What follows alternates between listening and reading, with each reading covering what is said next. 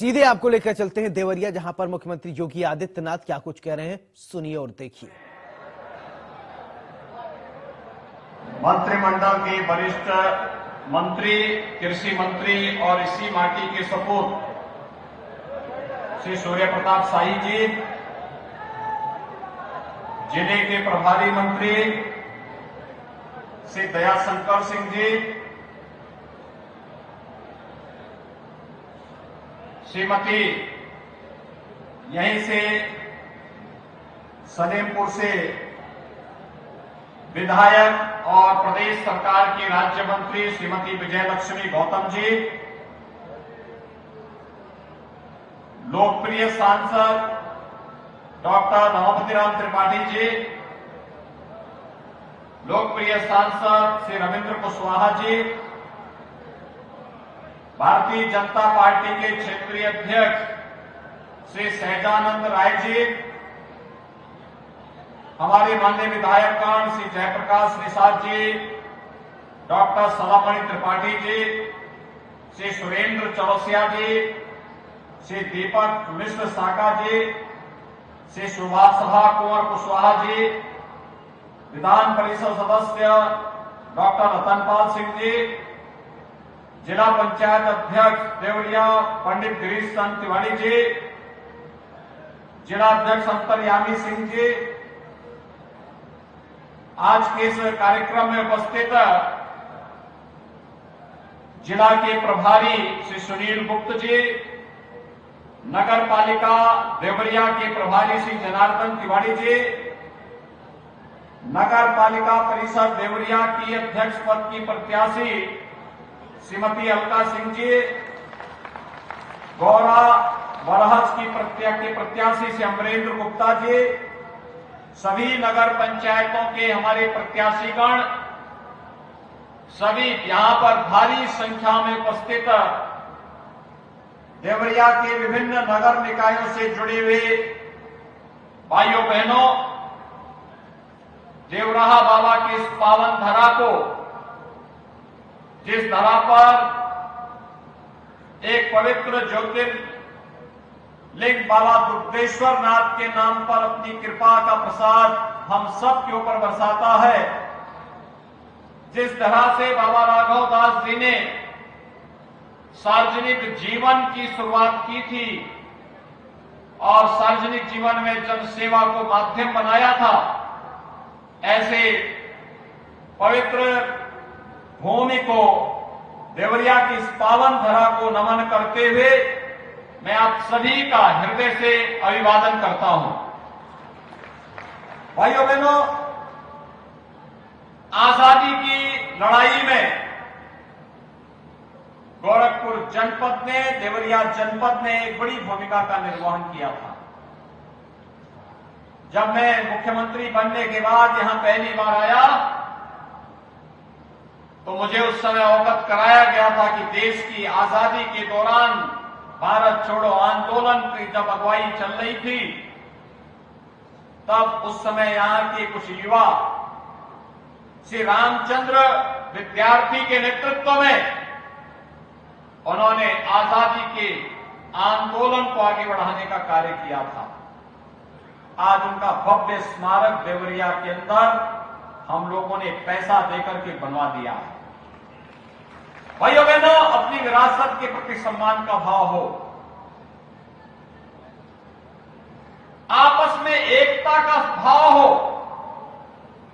नागरिकों में परस्पर एकता के भाव के साथ अपने कर्तव्यों के प्रति भी जागरूकता हो,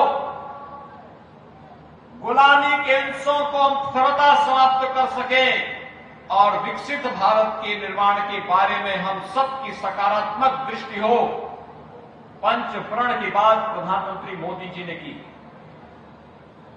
ये विकसित भारत का निर्माण तब होगा जब गांव और नगर सुविधा से संपन्न होंगे और सुविधा से संपन्न करने के लिए, प्रति व्यक्ति आय को बढ़ाने के लिए, हर हाथ को काम, हर खेत को पानी के भाव के साथ जब कार्य होगा तो परिणाम एक विकसित भारत के रूप में आएगा और उस विकसित भारत के रूप में प्रधानमंत्री जी के विजन को अपना मिशन मान करके आज डबल इंजन की सरकार प्रदेश के अंदर कार्य कर रही है।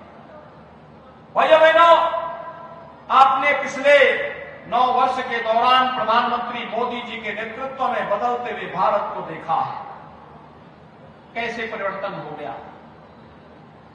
आज दुनिया के अंदर कहीं संकट आता है, दुनिया भारत की ओर आशा भरी निगाहों से देखती है, प्रधानमंत्री मोदी जी को संकट मोचक के रूप में देखती है।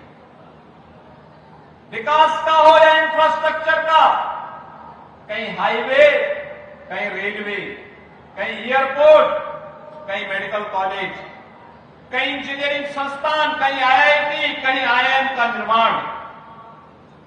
और यह भी केवल घोषणा नहीं, जमीन पर बनते हुए बाबा देवरा बाबा के नाम पर यहां मेडिकल कॉलेज का निर्माण हो चुका है, चालू भी हो चुका है। देवरिया में कोई सोचता था मेडिकल कॉलेज का निर्माण होगा, लेकिन आज यह हकीकत बन चुकी है।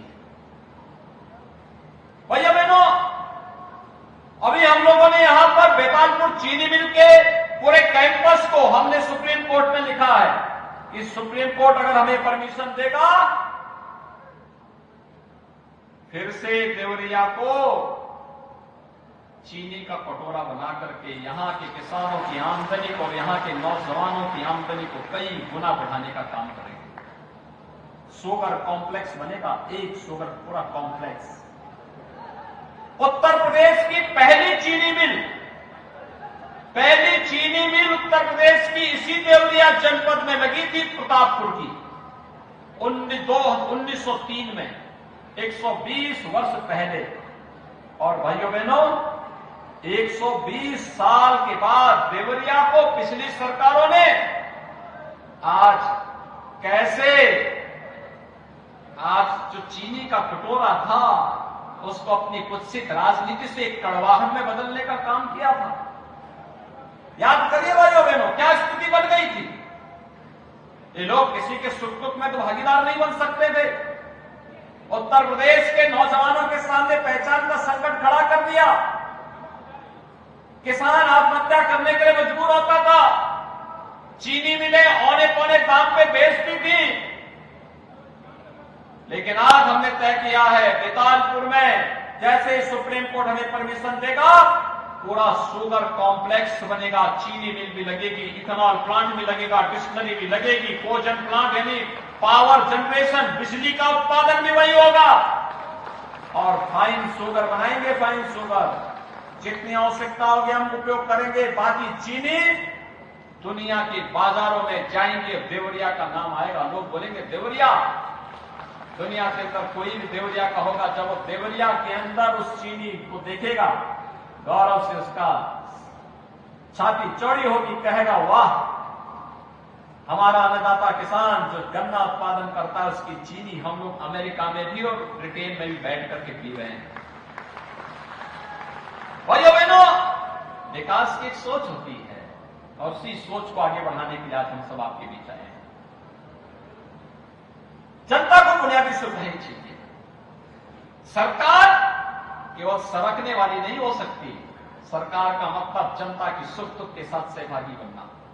याद करिए, आज से 6 वर्ष पहले यहां का मासूम मस्तिष्क जो से दम तोड़ता था, बीमारी बरसात आते ही एक भय बनकर के तैयार होती थी, न जाने कौन मासूम कोई बीमारी निगल ले।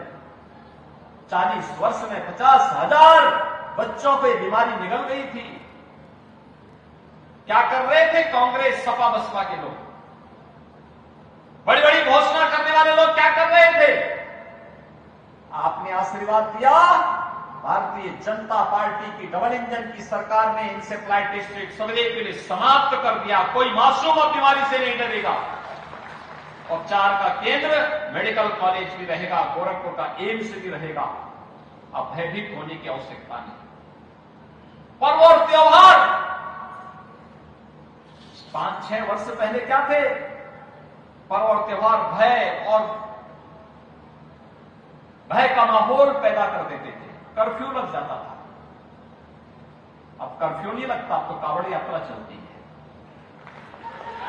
अब उपद्रव नहीं होते, अब उत्सव होते हैं, उत्सव। कहीं दीपोत्सव, कहीं देव दीपावली का उत्सव, कहीं रंग उत्सव, किसी पर्व और त्योहार में कोई कर्फ्यू नहीं, कोई भय नहीं। हजारों और लाखों लोग एक साथ पर्व और त्योहार मना करके आगे बढ़ते हैं, कोई किसी प्रकार का भय नहीं। आज हमारी स्थिति बदल रही है। आज कूड़े का ढेर नहीं, गंदगी का ढेर शहर नहीं बने हैं, स्मार्ट सिटी बन रही है। सौदों का आतंक नहीं, आज हमारे शहर सेफ सिटी बन रही है। सपा बसपा के समय में जैसे पार्टी विशेष के लोगों के हाथों में तमंचे होते थे, आज तमंचे नहीं, आज हमारे युवाओं के हाथों में जो टैबलेट है, टैबलेट 2 करोड़ युवाओं को हम टैबलेट दे रहे हैं। तुष्टीकरण की राजनीति सांप्रदायिक दंगे कराती थी, हमने पुष्टीकरण की राजनीति को तिलांजलि देकर के सशक्तिकरण की राजनीति की है। 6 वर्ष में 54 लाख गरीबों को मकान दिया है, 2 करोड़ 61 लाख गरीबों को एक शौचालय दिया है, 1 करोड़ 75 लाख गरीबों को उज्ज्वला योजना के कनेक्शन दिए हैं, 1 करोड़ 55 लाख गरीबों को बिजली के फ्री में कनेक्शन दिए हैं, 1 करोड़ 75 लाख गरीबों को जिन्हें उज्ज्वला योजना का कनेक्शन मिल चुका है, दीपावली और होली में फ्री में रसोई गैस के सिलेंडर भी मिलेंगे। अभी से तैयारी कर ली गई है।